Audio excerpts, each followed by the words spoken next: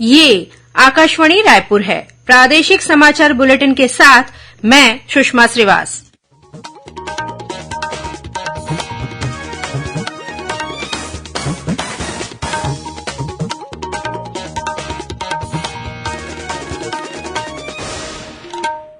और अब पेश है आज के मुख्य समाचार।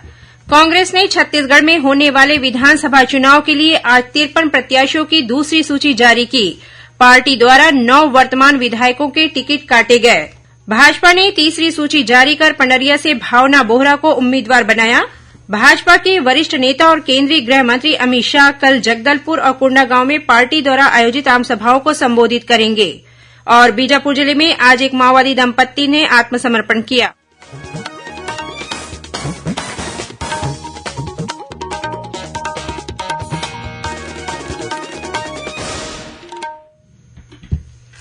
अब समाचार विस्तार से। अखिल भारतीय कांग्रेस कमेटी ने छत्तीसगढ़ विधानसभा चुनाव के लिए 53 प्रत्याशियों की दूसरी सूची अब से कुछ देर पहले जारी कर दी है।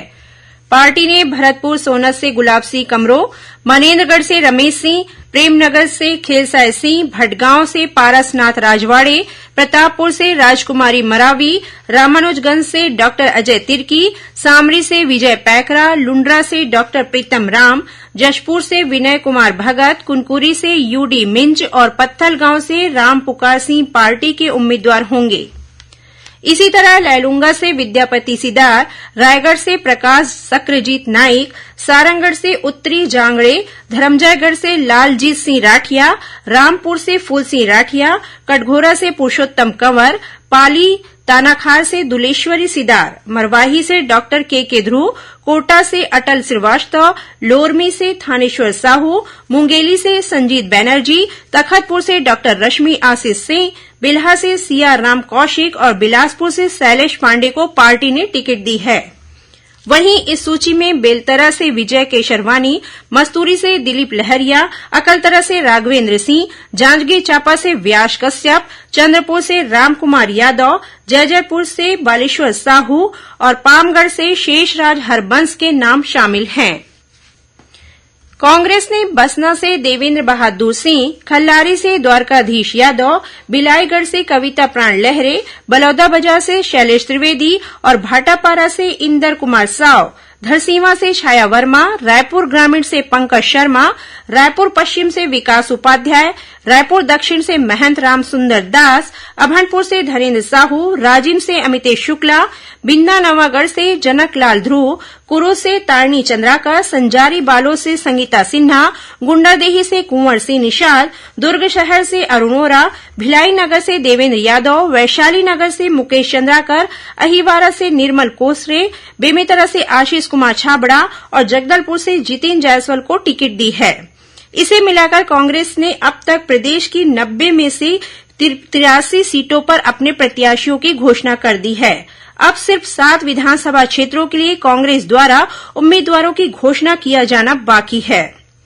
कांग्रेस ने आज 53 उम्मीदवारों की घोषणा की है, उनमें से 10 महिलाएं हैं। वहीं कांग्रेस द्वारा आज जारी सूची के अनुसार 9 वर्तमान विधायकों के टिकट काटे गए हैं। इस बीच भारतीय जनता पार्टी ने भी आज छत्तीसगढ़ विधानसभा चुनाव के लिए अपने एक और प्रत्याशी की घोषणा कर दी है। पार्टी ने पंडरिया सीट से भावना बोहरा को अपना प्रत्याशी बनाया है। इसके साथ ही भाजपा ने अब तक छत्तीसगढ़ की 90 विधानसभा सीटों में से 86 सीटों पर प्रत्याशियों के नामों की घोषणा कर दी है।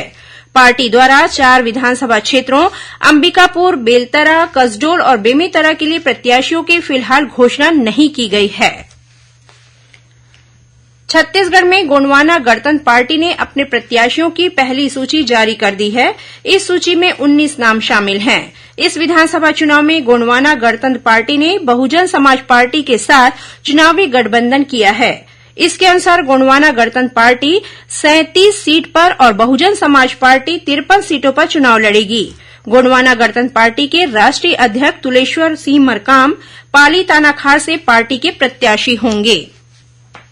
भाजपा के वरिष्ठ नेता और केंद्रीय गृह मंत्री अमित शाह कल छत्तीसगढ़ के दौरे पर आएंगे। वे जगदलपुर और कोंडागांव में पार्टी द्वारा आयोजित की जाने वाली आम सभाओं को संबोधित करेंगे। साथ ही वे इन दोनों स्थानों पर भाजपा प्रत्याशियों की नामांकन रैली में भी शामिल होंगे। इस बीच जांजगीर चांपा में आज भारतीय जनता पार्टी का विधानसभा स्तरीय सम्मेलन आयोजित किया गया। इसमें बिहार के सांसद डॉक्टर संजय जायसवाल, नेता प्रतिपक्ष नारायण चंदेल, महासमुंद के पूर्व सांसद चंदूलाल साहू और सांसद गुहाराम अजगले मौजूद थे। इस दौरान करीब 350 लोगों ने भाजपा की सदस्यता ली। इनमें 200 लोग भीम आर्मी के हैं। प्रदेश में 100% मतदान के लिए लगातार जागरूकता अभियान चलाया जा रहा है।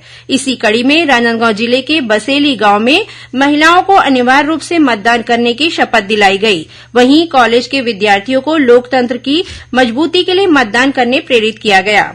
वहीं कोरिया जिले में स्वीप कार्यक्रम के अंतर्गत बैकुंठपुर में जिला प्रशासन द्वारा मोटरसाइकिल रैली निकालकर मतदाताओं को जागरूक किया गया। इसमें बड़ी संख्या में लोग शामिल हुए। इस दौरान संगवारी चला वोट डाले बर थीम के तहत मतदान घेरा भी बनाया गया। साथ ही मतदान करने की शपथ भी ली गई।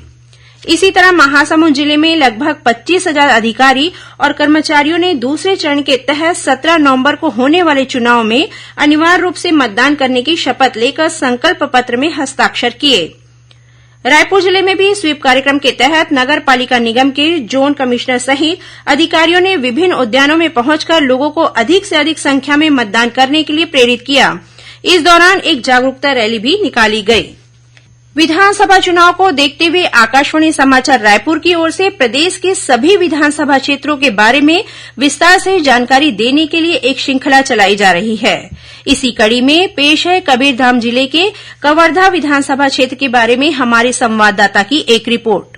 श्रोताओं, जिले में भी विधानसभा चुनाव की तैयारियां जोर शोर से जारी हैं। जिले के कवर्धा विधानसभा क्षेत्र में मतदाताओं की कुल संख्या 3,31,407 है। इनमें से 1,74,687 पुरुष और 1,66,717 महिला मतदाता हैं। वहीं तृतीय लिंग के 3 मतदाता हैं। इस विधानसभा क्षेत्र में 18,802 ऐसे युवा मतदाता हैं जो इस चुनाव में पहली बार वोट देंगे, जबकि 80 वर्ष या उससे अधिक आयु के 2,353 बुजुर्ग मतदाता हैं। कवर्धा विधानसभा क्षेत्र में पहले चरण के तहत 7 नवंबर को मतदान होगा। मतदान के लिए विधानसभा क्षेत्र में 410 मतदान केंद्र बनाए गए हैं। इनमें से 10 संगवारी और 5 आदर्श मतदान केंद्र होगा। वहीं 1 मतदान केंद्र दिव्यांग कर्मचारियों द्वारा और 1 मतदान केंद्र युवा द्वारा संचालित किया जाएगा। वर्तमान में कवर्धा विधानसभा क्षेत्र से कांग्रेस पार्टी के मोहम्मद अकबर विधायक हैं। पिछले चुनाव में उन्होंने भारतीय जनता पार्टी के अपने निकटतम प्रतिद्वंदी श्री अशोक साहू को 59,284 मतों से हराकर विजय हासिल की थी।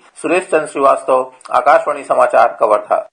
अब सुनिए महासमुंद जिले के सरायपाली विधानसभा क्षेत्र पर केंद्रित हमारे संवाददाता की एक रिपोर्ट। श्रोताओं, महासमुंद जिले में भी विधानसभा चुनाव की तैयारियां जोर शोर से जारी है। जिले के सरायपाली विधानसभा क्षेत्र में मतदाताओं की कुल संख्या 2,04,439 है। इनमें से 1,02,133 पुरुष और 1,02,306 महिला मतदाता हैं। इस विधानसभा क्षेत्र में तृतीय लिंग के एक भी मतदाता नहीं है। इस विधानसभा क्षेत्र में 18 से 19 वर्ष आयु वर्ग के ऐसे 6,456 मतदाता हैं जो इस चुनाव में पहली बार वोट देंगे, जबकि 80 वर्ष या उससे अधिक आयु के 1,715 बुजुर्ग मतदाता हैं। सरायपाली विधानसभा क्षेत्र में दूसरे चरण के तहत 17 नवंबर को मतदान होगा। मतदान के लिए विधानसभा क्षेत्र में 270 मतदान केंद्र बनाए गए हैं। इनमें से 1 संगवारी और 10 आदर्श मतदान केंद्र होंगे। संवेदनशील मतदान केंद्रों की संख्या 31 है और 2 पिंक मतदान केंद्र बनाए गए हैं। वर्तमान में सरायपाली विधानसभा क्षेत्र से कांग्रेस पार्टी की किस्मत लाल नंद विधायक हैं। पिछले चुनाव में उन्होंने भारतीय जनता पार्टी के अपने निकटतम प्रतिद्वंदी श्याम तांडी को 52,000 से अधिक मतों से हराकर विजय हासिल की थी। आकाशवाणी समाचार के लिए महासमुंद जिले से मैं आनंद राम। प्रदेश के पूर्व मुख्यमंत्री और भाजपा के राष्ट्रीय उपाध्यक्ष डॉक्टर रमन सिंह ने निर्वाचन आयोग से छत्तीसगढ़ में दूसरे चरण के तहत 17 नवंबर को होने वाले मतदान की तिथि आगे बढ़ाए जाने का आग्रह किया है। उन्होंने सोशल मीडिया पर एक पोस्ट कर लिखा है कि दूसरे चरण के करीब छठ पूजा का पर्व होने से बड़ी संख्या में मतदाता अपने मताधिकार का प्रयोग नहीं कर पाएंगे। इसे ध्यान में रखते हुए मतदान की तिथि आगे बढ़ाए जाने की जरूरत है ताकि अधिक से अधिक मतदाता इस चुनाव का हिस्सा बन सकें। सरगुजा जिले के सीतापुर विधानसभा क्षेत्र से भाजपा प्रत्याशी बनाए गए रामकुमार टोप्पो के जाति प्रमाण पत्र को लेकर छत्तीसगढ़ उच्च न्यायालय में एक याचिका दायर हुई है। बिहारी लाल तिर्की ने श्री टोप्पो के जाति प्रमाण पत्र को फर्जी बताते हुए यह याचिका दायर की है। बीजापुर जिले में आज एक माओवादी दंपत्ति ने आत्मसमर्पण कर दिया है। इनमें से पुरुष माओवादी पर 5 लाख रुपए का इनाम घोषित था। इस माओवादी पर सिलगेर के टेकलो गुडाम में हुए हमले में शामिल होने का आरोप है। इस हमले में 22 जवान शहीद हो गए थे। दोनों माओवादियों ने आज पुलिस अधीक्षक आजने वार्ष्णेय के समक्ष आत्मसमर्पण किया।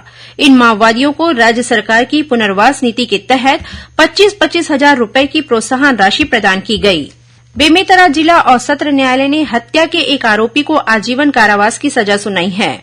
अतिरिक्त लोक अभियोजक सूरज मिश्रा ने बताया कि जिले के परपोड़ी थाना क्षेत्र के गोड़मर्रा गांव में एक युवक को गांव के ही एक बुजुर्ग ने मोबाइल में गेम खेलने से मना किया तो नाराज होकर युवक ने उसकी पिटाई कर दी और मौके से फरार हो गया। घायल बुजुर्ग की बाद में मौत हो गई थी। वहीं बेमेतरा पृथक अतिरिक्त सत्र न्यायालय ने पति की हत्या के आरोप में एक महिला को आजीवन कारावास की सजा सुनाई है। महासमुंद जिले के कोमाखान क्षेत्र में दोहरे हत्याकांड का मामला सामने आया है। मिली जानकारी के अनुसार एक युवक ने अपनी भाभी और भतीजे की कल देर रात हत्या कर दी और मौके से फरार हो गया। यह घटना पतेरापाली गांव की है। पुलिस ने इस मामले की जांच शुरू कर दी है। अंत में मुख्य समाचार एक बार फिर।